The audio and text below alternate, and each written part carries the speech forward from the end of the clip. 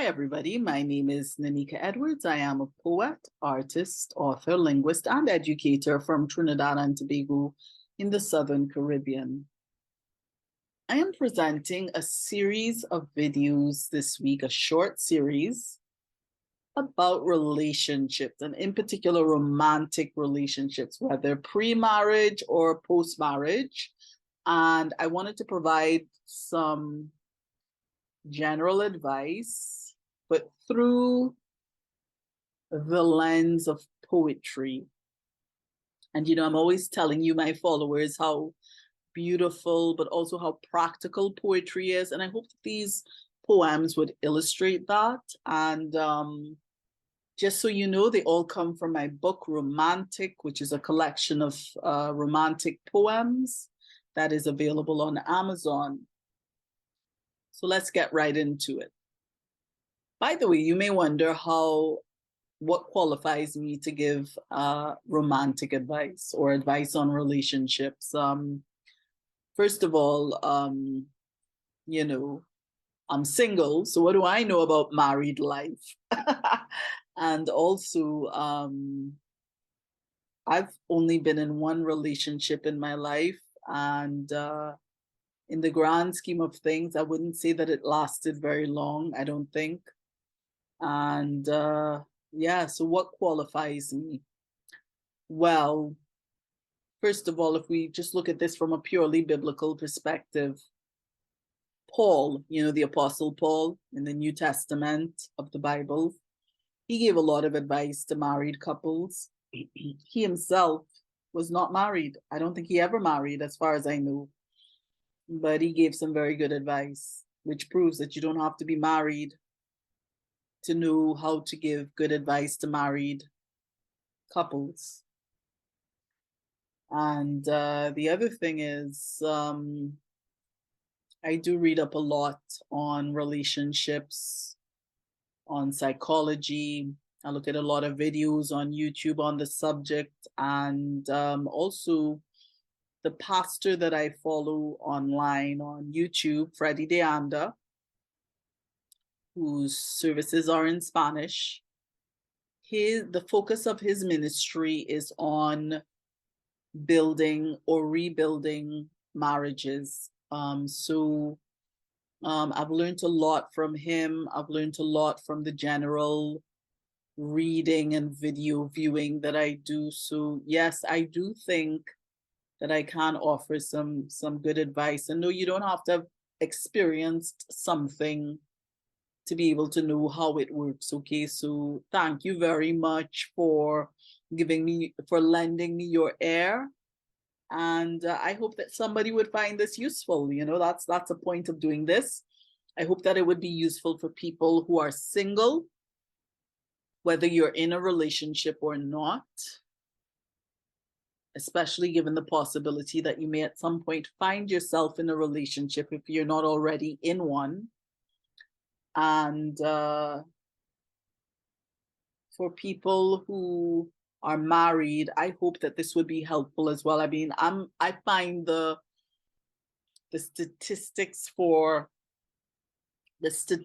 around marriage are staggeringly discouraging, I have to say, and kind of alarming, right? Like, if I'm not mistaken, I don't know if this figure applies just to the United States or the West, or if it's a universal kind of figure, but as far as I know, if I'm not mistaken, 1 in 2 marriages. Well, let me make sure I'm getting. Well, anyway, I don't know what the exact statistic is, but I know it's a very stark one, that a high percentage of marriages do not succeed. So I don't know. I know that God designed marriage to be a beautiful, fulfilling, wonderful experience for both a husband and a wife. And at the end of the day, if we do things his way, we'll get the results that we would ultimately like to have. I mean, nobody goes into a marriage or relationship hoping that it fails, right? But sometimes I think as human beings who are innately own-wayish, as we say in Trinidad, or kind of rebellious, we often want what we want, even what God wants, but we want to take God out of the equation. And apart from that being very insulting to our Creator, I think it's very ungrateful. And also, God knows that human beings being made of clay and having fallen into the era of Adam, who was rebellious and who is the father of our human lineage and whose genetic coding encodes all of us, um, you know, at least when we pop out of the womb, um, God knows how people would typically think, and God has so designed things that we cannot enjoy the full benefits of what He has designed and planned and, joyously set aside for us unless we include Him as part of the package. Anyway, let's get into today's poem. Today's poem is Picking Petals. Picking Petals is a super short poem, super short, super easy to memorize. So I would even encourage you to try memorizing it. And I was listening to a video yesterday of a divorce lawyer speaking about the things she's observed. She's a divorce lawyer and also, I think, a divorce judge. Her name is oh my gosh. Her name is, let me see, I'm going to pull it up here. Her name is Judge Faith Jenkins. Judge Faith Jenkins. You can find her on social media like Instagram and so on. And I think she probably has a website. She's been interviewed by different people, and her video, those videos are on YouTube and so on, right? So anyway, listening to her speaking and being interviewed led me to looking at one of my poems a little differently, and that poem is Picking Petals. Let's listen to it. Let's listen to a reading of it, and then I'll get into the discussion. The volume levels may fluctuate. But anyway, let's hear the poem Picking Petals. Picking petals. He loves me. He loves me not. He loves me. He loves me not. Oh, he loves me a lot. Okay, how does Picking Petals speak to you? Before I tell you the perspective that I now have of this poem, I'd be curious to know what came to mind when you listen to this.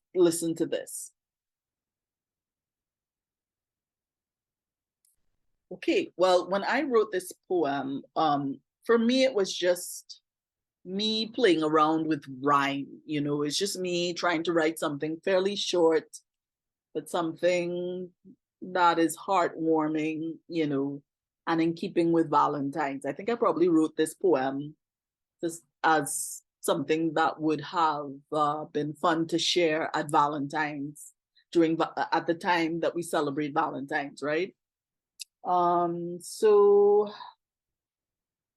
But now I see this poem a little differently. And I think that apart from just being a beautiful romantic poem, this could also be a poem that helps us to think very carefully about red flags in a relationship. So this person is going, he loves me not, he loves me not, oh, he loves me a lot. So, and we know how it goes, like, we know that kind of traditional picture of a lady who's in love. I think we even saw this in The Little Mermaid, but like a Disney's The Little Mermaid, but we could have a picture of a lady who's in love, falling in love, but she's not sure if her love interest is interested in her or not.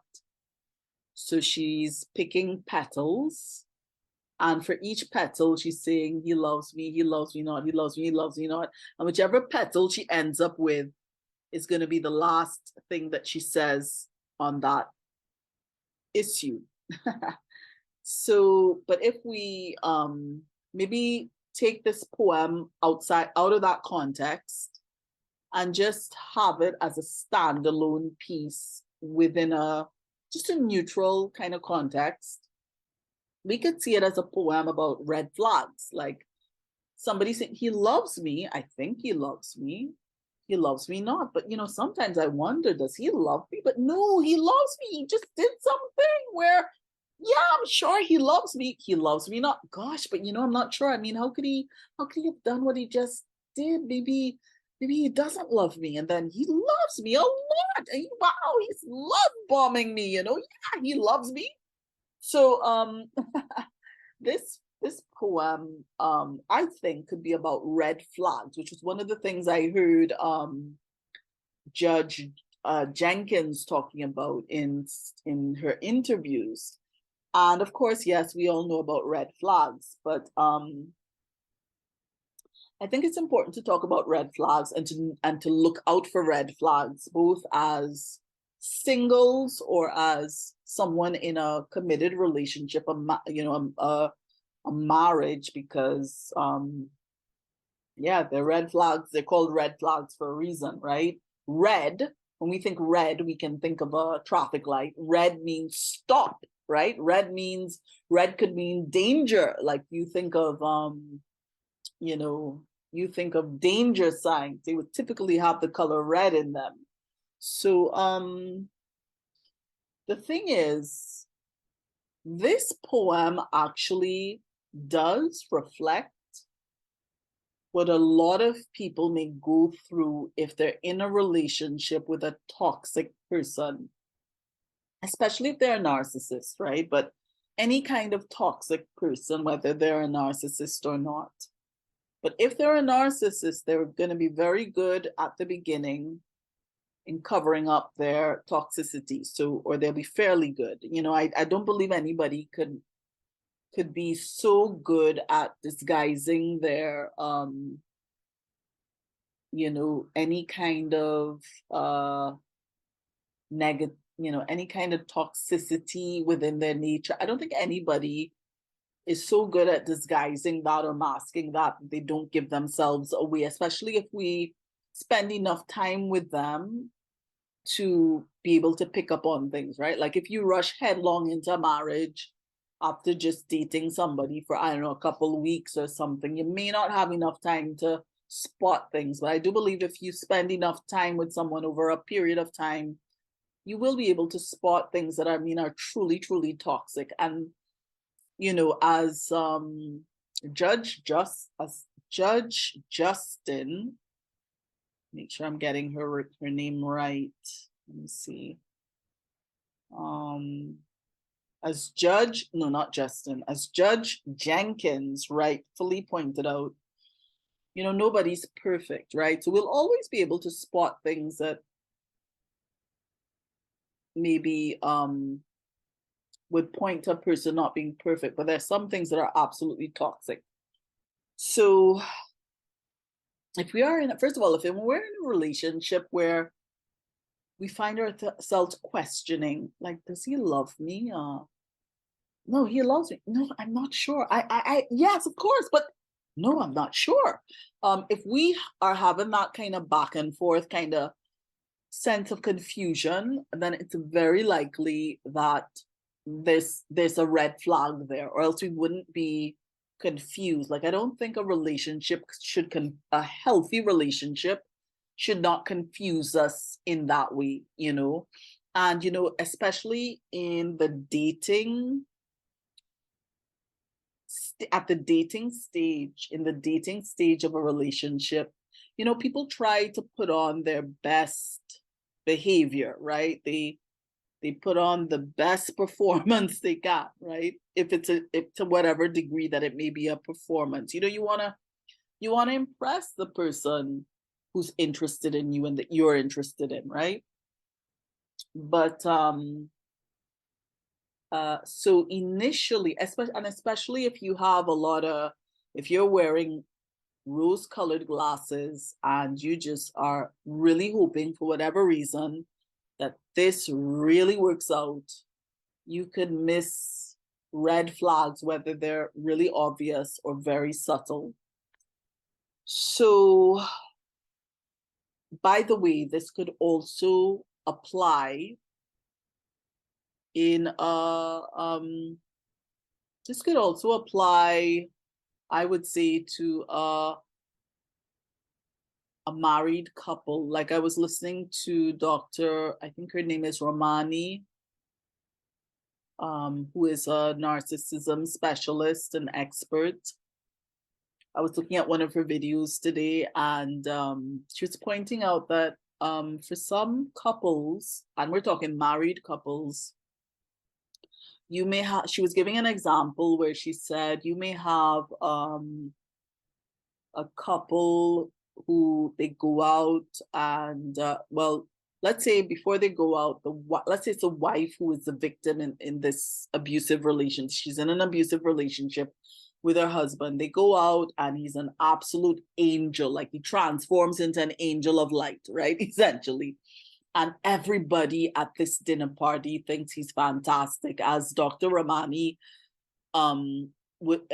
illustrated, he's pulling out chairs for people, he pays the bill, he pays for dinner for everybody, he's so polite, he's so charming, he's so gentlemanly, and everybody is telling his wife, oh my gosh, you're so lucky, this guy is like a real catch. And even the wife is like, wow, this is a person I'm married to. I must have been so mistaken. I must have been mistaken about what I thought about him. I mean, he's so nice. But then they get back home after this dinner party, and he transforms into the beast that he really is, right? And so this is what, and she was citing it as an example of gaslighting. So gaslighting can have that kind of effect on people. Like gaslighting is when the truth of the victim is called into question in such a way that the victim may start wondering if they're going crazy, right? I think it's based on some movie or the other. I mean, you could look it up and check up, look up gaslighting and see what it's all about, right? It's all about negating the truth of the victim. So what happens in a case, anyway, we'll get into all the ins and outs of gaslighting. You can check out Dr. Ramani's videos if you would like to get like expert insight into all of that. But anyway, this poem, Picking Petals, makes me think of somebody who is seeing red flags, but is not, but is at the stage where they're confused and they're just not sure about what they're seeing. And let me say this.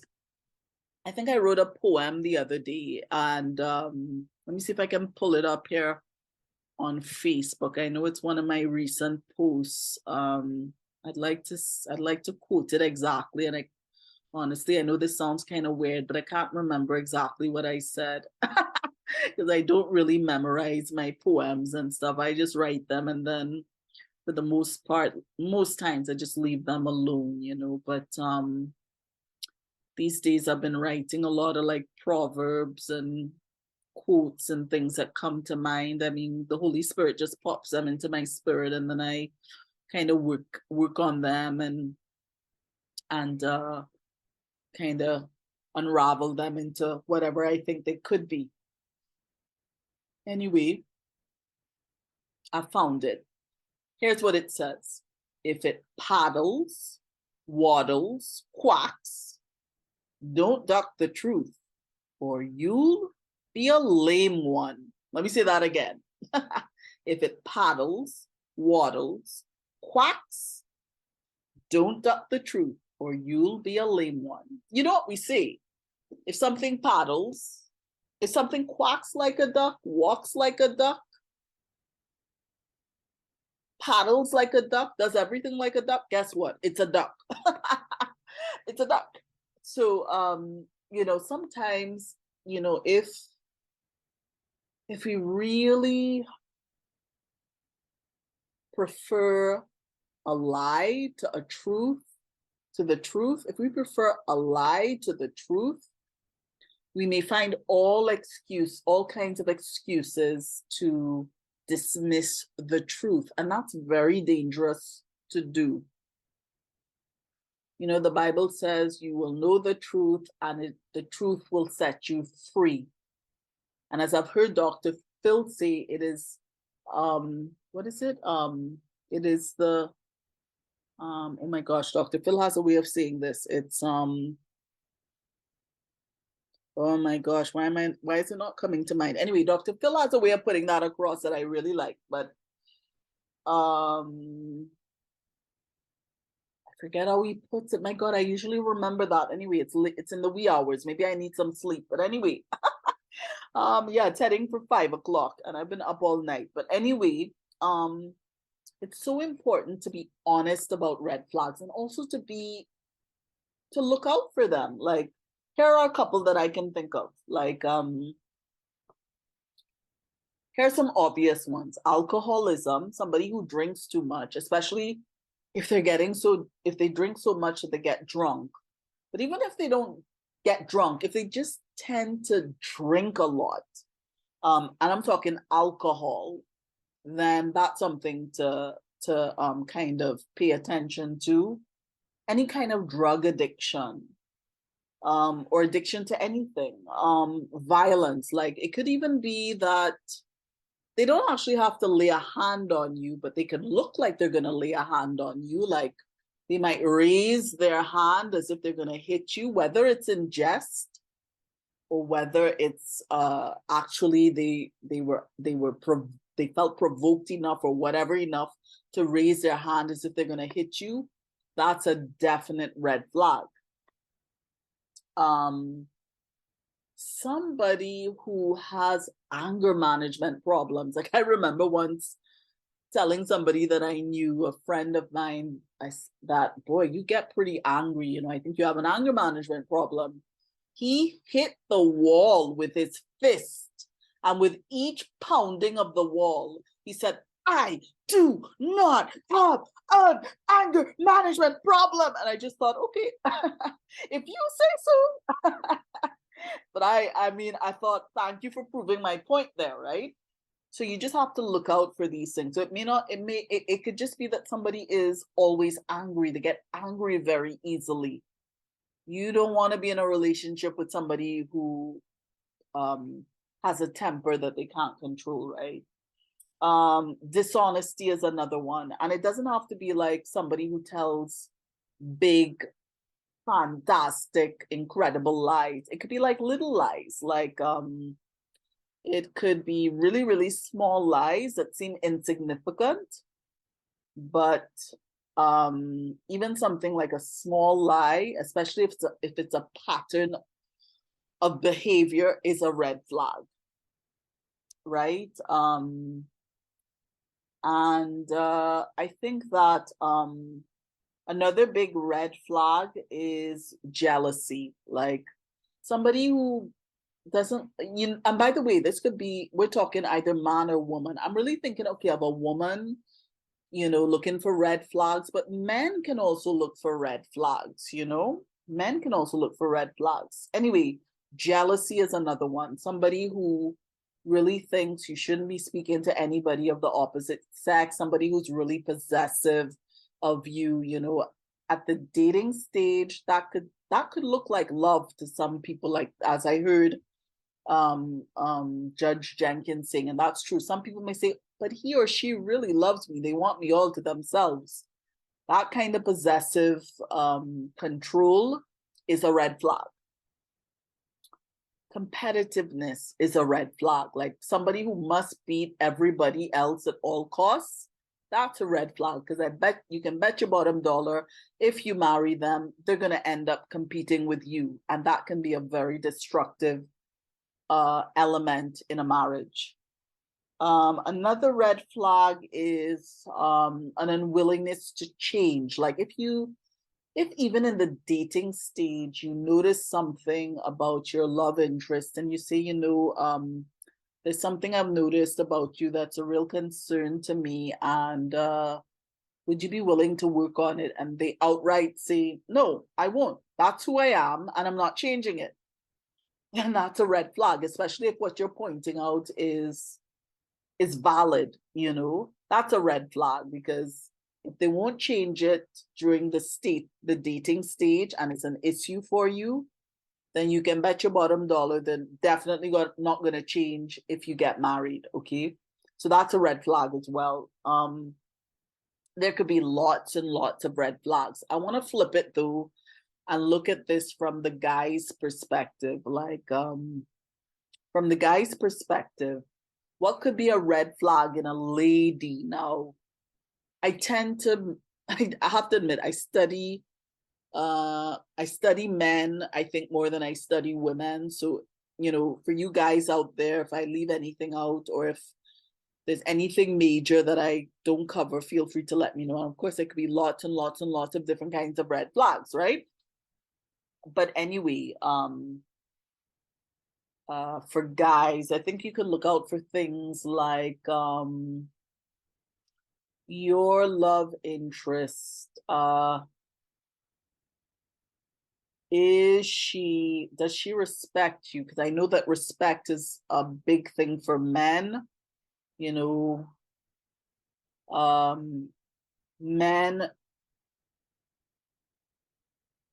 Men, it's absolutely a deal breaker for men to feel disrespected, whether in private or in public, but definitely, especially in public, I would think. So, does your love interest, your lady friend, is she respectful towards you in front of other people? Does she pull you down? Does she undercut you in front of other people, or even in private? That would be a red flag.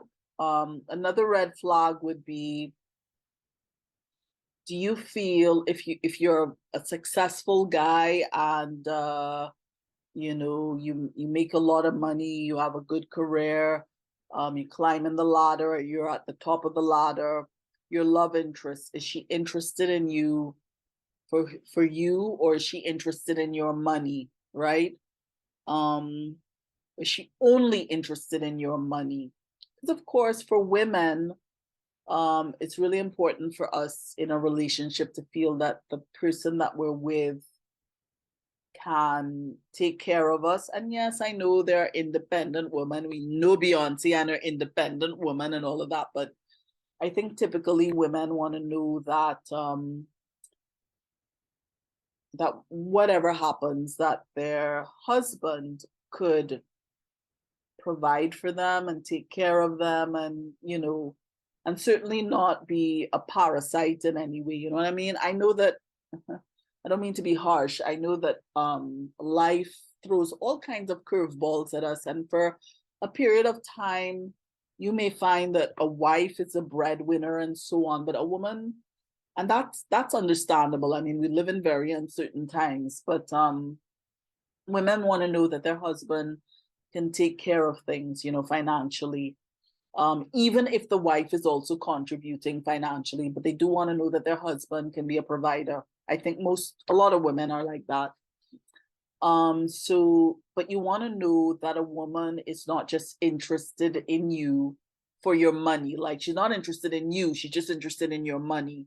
If a woman thinks, oh, he can provide, and that's like a bonus, or I like him and I like the fact that he can provide, well, fine. But if it's a case where a woman is thinking, oh, he's a jackpot, he's a jackpot, but all she doesn't see you as a person, she just sees you as a gold mine, and she's a gold digger. I think, who is it? Was it Kanye West who sang Gold Digger? I remember. Or was it Jamie Foxx? Or was it both of them? I can't remember, but that song Gold Digger, is she a gold digger? And does she make comments that suggest that she's just interested in you for your money?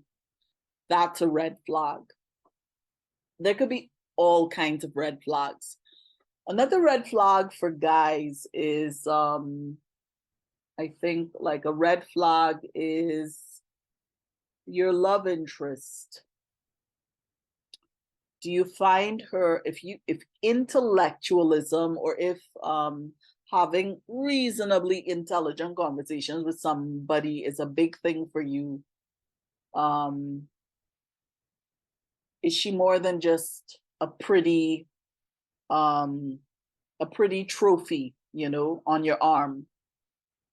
Does she satisfy your need to have interesting, stimulating conversation? If not, though it may be no fault of her own, that could be a red flag for you, because going into marriage, that could be just total utter misery if you know, husband and wife are mismatched intellectually, right?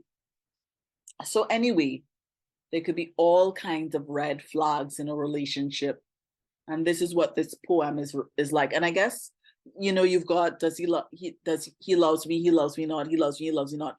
But then you could also replace those lines with something like, is he right for me, or is he not? Is he right for me, or is he not? Is he right for me, or is he not? It may not even be red flags in the sense that somebody is toxic and abusive. It could even just be red flags in the sense that, you know what, we're not a right fit for each other. Because, you know, love is like a drug. Love is like a drug, you know, so you have to be so careful how you fall in love. You can't fall in love blindly. It's important to fall in love with your eyes wide open. A lot of people fall in love with their eyes wide shut. You got to fall in love with your eyes wide open, you know, and make sure that your emotions don't cloud your judgment. So that's it. Picking Petals. Feel free to let me know if anything else came to mind for you. And yeah, that's it.